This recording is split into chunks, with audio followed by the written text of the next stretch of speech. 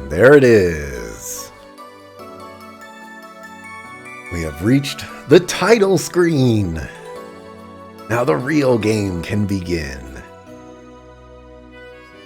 But now it is credits. Do you play the series more for gameplay, or do you actually enjoy the story? That's actually a really good question.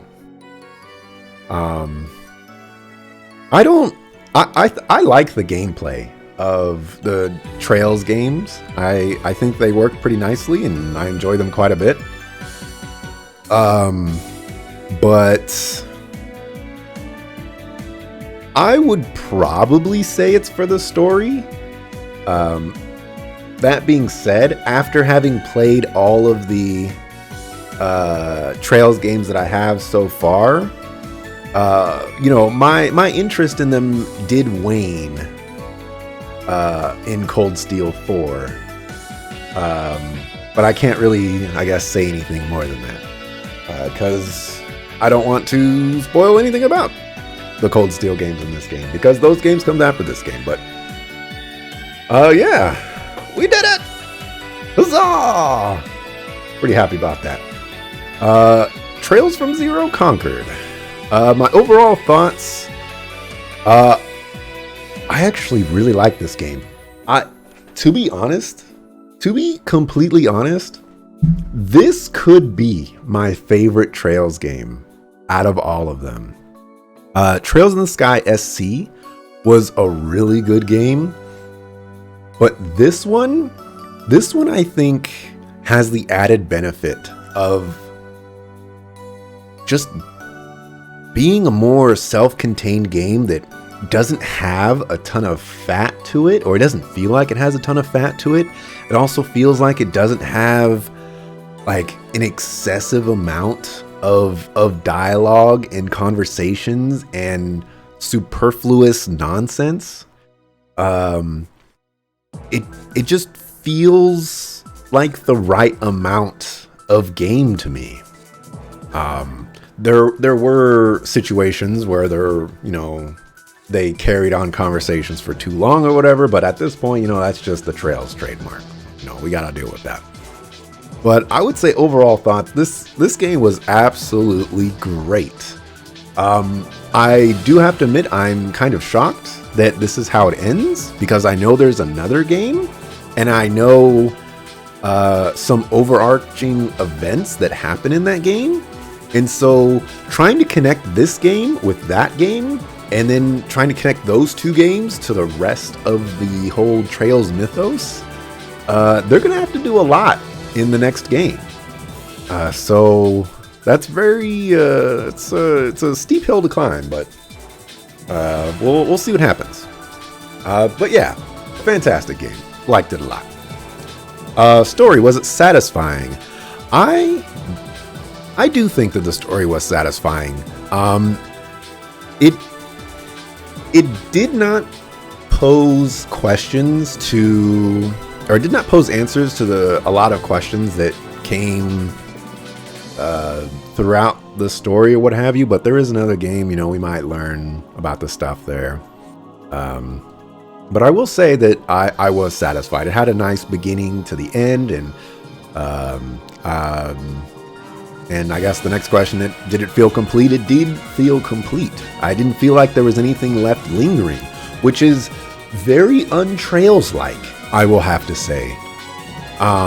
Yeah, there's the question of like why Kia was at the auction, but OMG Floofy, I feel like I've seen that name before on Twitch. I wonder if that's the same person. I'm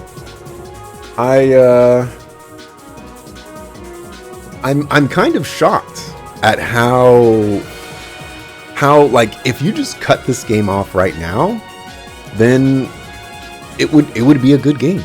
It would be a nice self-contained game. Like the DG cult nonsense and all other stuff. They didn't go like crazy in depth with Ouroboros or anything like that. It was nice. Right, because it doesn't feel like much of a cliffhanger than like Trails FC. Yeah, I feel like every Trails game has a cliffhanger. And this is probably the first Trails game that I've played that I can remember that has a like a definitive end. The only other game that I can recall that has had a definitive end, even more definitive end than this, is Trails in the Sky SC, or second chapter. So, yeah, quite happy with this one. How was the pacing? I have here this game has taken a different approach to other Trails games I've played. The chapter system consistently ramps up the story, and despite being a small incline, is quite welcome. This was another change in the Trails formula that I appreciated so much. Honestly, it feels like this game is just so out of place from all the Trails games that I've played. Because in a lot of aspects, some of the Trails games that I played after this one, or before this one, have had a lot of pacing issues. They have this steep ramp up, and then they crash and burn. And they do that multiple times throughout the games, and it totally sucks to have to deal with that. And it was so nice to play this game and just steadily go up. And I don't think there was a single time in this game where there was a drop. It just got better throughout the entire game. It didn't waste any of its time throughout the entire game. Even the part where the miner was like acting crazy or whatever, I was thinking like, oh, this is just some, stupid. This is where the drop is going to happen. This is not going to be related to anything. We're just going to waste our time. Turns out it was totally relevant to everything that was going on, and it was the catalyst that started everything. It was the first domino, basically. And that was great. Absolutely great. Thoughts on the story? The world building has been pretty nice. I like the introduction of Ravash and Hayaway and how they remain center stage throughout the entire story.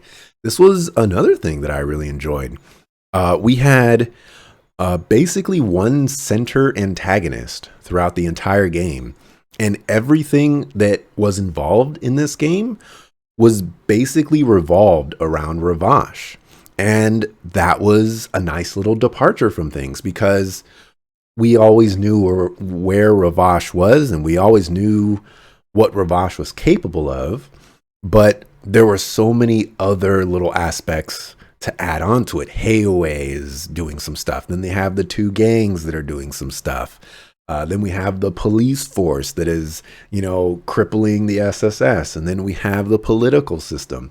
And everything is revolving around Ravash. And it's very cool to have a villain that's basically front and center, and then have that villain evolve into a brand new mystery that is completely tied to everything. And like you can't go back to what has already been revealed in this game and say like, oh, all of this was just completely unrelated. Like everything kind of tied together, and everything was going according to a mastermind's plan. It was just done really, really well. I wish more was done with Rixia being Yin. In hindsight, the reveal was cool in the moment, but feels like it could have been more impactful or set up better. You know what? After beating the game, I'm actually very disappointed that they revealed it at all. I don't think they should have revealed that. And the way they revealed it, it feels so deflating, I guess, now. Like once the SSS actually learns of it, it's not going to feel as good. I'm assuming they're going to learn, that seems inevitable. But I wish they treated that better. I wish they either didn't do it at all, or they saved it for when the SSS actually find out. They got to find out. I do still wish the game was more focused on being a police officer rather than a ghetto bracer. It doesn't feel good to me to play the Trails in the Sky games as actual bracers and then be relegated to pretending to be them.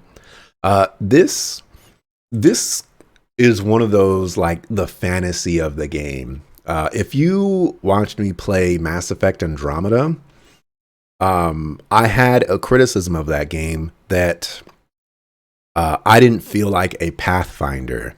The fantasy of the Pathfinder wasn't there. I didn't feel like I was discovering new planets and colonizing these planets and trying to make them survive. I was doing something else entirely. And in this game, I don't really feel like a police officer.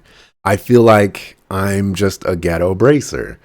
And that aspect is not as impactful, it's not as powerful as being a bracer in the first two games and, you know, the third game, but you're not really, anyways. So in that regard, I'm very disappointed that this game doesn't deviate from the formula, which just means that I'm tired of being a bracer, and I'm tired of being getting excuses on why I need to help out random people when I could actually just be what you tell me that I am, and that would be so much more interesting. To have every place that you are something, you actually do that something. If I'm a bracer, I'm a bracer. If I'm a police officer, I'm a police officer. If I'm a military student, I'm a military student. It just doesn't that sound so much more interesting than pretending to be something that you're not? For the writing, I don't have anything for the writing written down, but I'm actually quite pleased with the writing. I feel like I didn't have very many troubles getting through the script, other than, just me being me and having, difficulty reading. But I enjoyed the script here. I enjoyed the banter between the characters. I feel like each character was their own. I enjoyed that a lot. If I had to give a favorite character, I don't know. Lloyd's a buster, so he can't be the favorite. I don't know. I like the way Zeet became a party member. I thought that was cool. I wish he was actually a party member, though, and not a summon. And if he was a summon, I wish his summon was done differently. I'll get to this. As a matter of fact, let's just go into gameplay mechanics and design. What gameplay elements stand out? I really wish they handled reserve members. I forget what they're actually called, but I wish they were handled differently. They might as well just not be there. They act so infrequently and they contribute so little that they might as well just not be there. This is basically where the end of my written thoughts are, but the Crossbow region feels small, which I think is a good thing. It's easy to approach the self-contained events and travel around. This is something that is very different from all the other Trails games that I've played. The area feels very small, and it feels easy to travel to places. It doesn't feel like you're overwhelmed with so many places. And I really liked that approach. I liked that everything that's important is happening in this one central hub. And then you just kind of expand out a little bit to do, these little things, interact with, people and whatnot. But otherwise, Crossbell, the city, is where everything is happening. And I think they did a really good job of making Crossbell, the city, feel important and have all those ancillary places kind of feed into the city and, create the feeling that the characters have expressed throughout.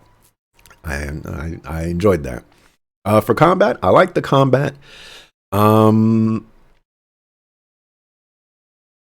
I do wish that the art system was a little bit different. I understand why it was done the way it was, but um, I think the orbal, I forget what they call it, the little phone thing where you put the quartz in and stuff like that. I wish they done that a little bit differently. It's basically the exact same thing as Trails in the Sky. Doesn't feel improved. Yeah, orbment. There you go. Thank you. For dungeons, I don't have any favorite dungeons, but there were some practical dungeon design issues. It's off the top of my head, I believe it was the Ravash base. That one just had so many problems. But it's whatever. For cardinal sins, this isn't a cardinal sin, but it sure as heck should be. Splitting up the party is a horrible thing. So maybe I should make that a cardinal sin.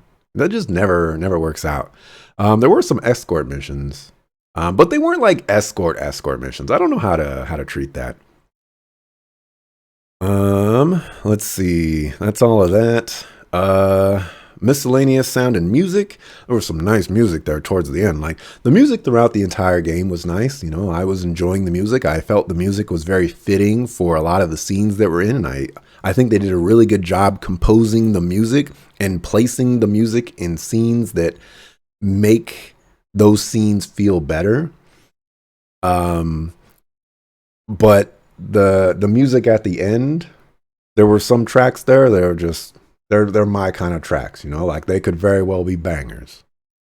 For voice acting, there was voice acting in this game, and other than the few lines of dialogue that we heard at the very beginning when I was trying to figure out what I wanted to do, I didn't hear any voice acting because it's all in Japanese, and I'm not much of a Japanese voice acting kind of person. I love the way it sounds, but I don't know what it's saying, and I know this has been a thing that's been said to death, but when you're playing video games and you have to pay attention to the subtitles and what's going on the screen, that can be tough sometimes. And it was tough for me. For graphics were fine. I enjoyed the graphics. I usually don't have anything bad to say about graphics generally, but I will say that I don't think that this style should be dead, or I don't think that this style should have dictated that this couldn't come over to the West because it was, out of date or whatever. That's silly to me. But then again, a lot of people nowadays are very into graphics, and they would look at this and be like, that's not cutting edge, whatever. But, that's not what the Trails games are. Replay value. Does the game offer additional story content on a second playthrough to warrant playing the game again? I'm going to say no. I don't think any Trails game that I've played has given replay value to the point where playing the game again gives you a completely different story and a different take on the story, what have you. So it's very much you play the game, you get what you see, and then you got it. Which, there's nothing wrong with that. Is the game worth recommending? Heck yeah. Honestly, I think if I were to recommend Trails games, I would recommend this one first. I think this one is a way better introduction than Trails in the Sky, the first one. That one starts off so slow, and it's such a slow burn throughout the entire thing that you could be rubbed the wrong way for the entire series. But if you start with this one, and maybe even the one that comes after this one, first, and then go to the Trails in the Sky, and then go to Cold Steel, or whatever combination you want to go in, we might be onto something here. Would I play it again, whether immediately near future or distant future? This is a awkward question because replaying games is giga rare. I mean, like, super rare. So maybe I should reword this to say, like, would I watch my playthrough multiple times? I don't know. That's interesting. This doesn't seem like a game where you'd get more out of it by watching it, but it is also one of those types of games. That was thunder. It is also one of those types of games where you, the more games that you play in the series, the more context you get throughout the entire series. So it would probably be worth it to come back to this game and try to remember some context that it gives you so that you can further understand what's happening in some of the other games. So that's probably a thing. If the developer is watching, this game's the bomb diggity. I'm going to be honest here. All right. I have felt like I've been in a Trails slump.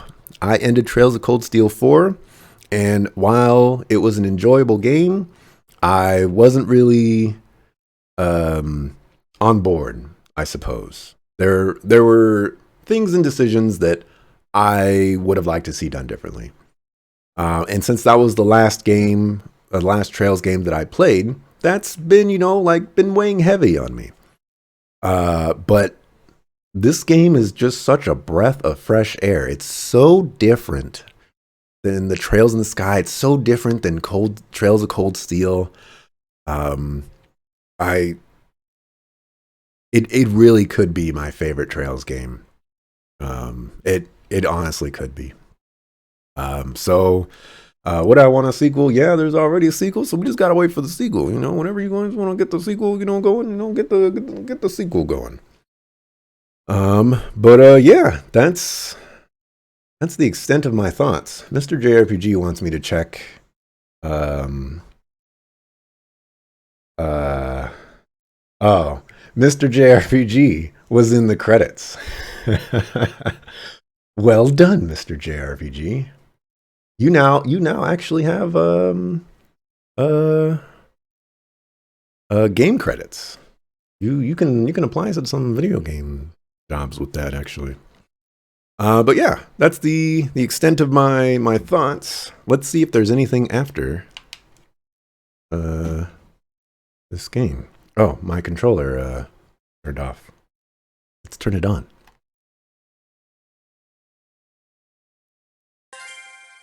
If there's nothing, then I'll end it here. Extra menu. Save clear data. Let's see, 5105. Let's see if that's actually going to be proper. Today was a 9.5 hour stream today, by the way, on a Sunday. All right. That's it for Trails in the Sky. Thanks for watching. Appreciate it. I will be back tomorrow, 7 a.m. Pacific, to play a brand new game.